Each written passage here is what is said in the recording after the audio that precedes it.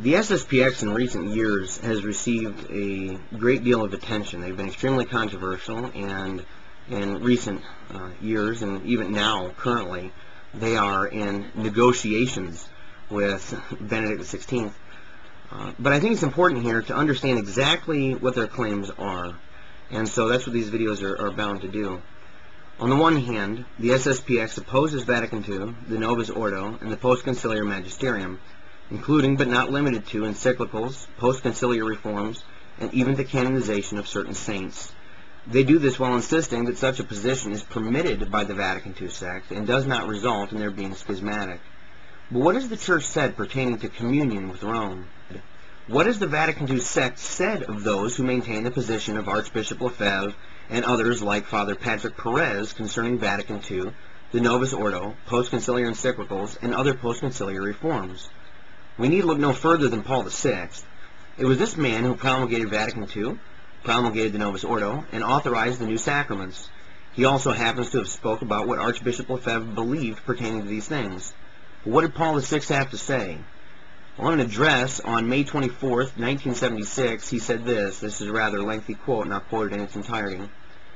Quote, "And the fact is all the more serious in that the opposition of which we are speaking is not only encouraged by some priests, but is led by a prelate, Archbishop Marcel Lefebvre, who nevertheless still has our respect. It is so painful to take note of this, but how can we not see in such an attitude, whatever may be these people's intentions, the placing themselves outside of obedience and communion with the successor of Peter, and therefore outside the Church?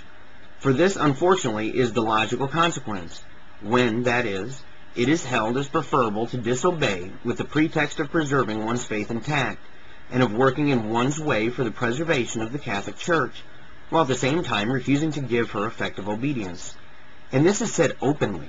It is even affirmed that the Second Vatican Council is not binding, that the faith would also be in danger because of the reforms and post-conciliar directives, that one has the duty to disobey in order to preserve certain traditions. What traditions?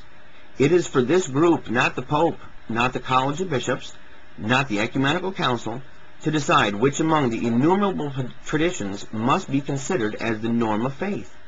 As you see, venerable brothers, such an attitude sets itself up as a judge of that divine will which placed Peter and his lawful successors at the head of the Church to confirm the brethren in the faith and to feed the universal flock, and which established him as the guarantor and custodian of the deposit of faith. The adoption of the new Ordo Missae is certainly not left to the free choice of priest or faithful.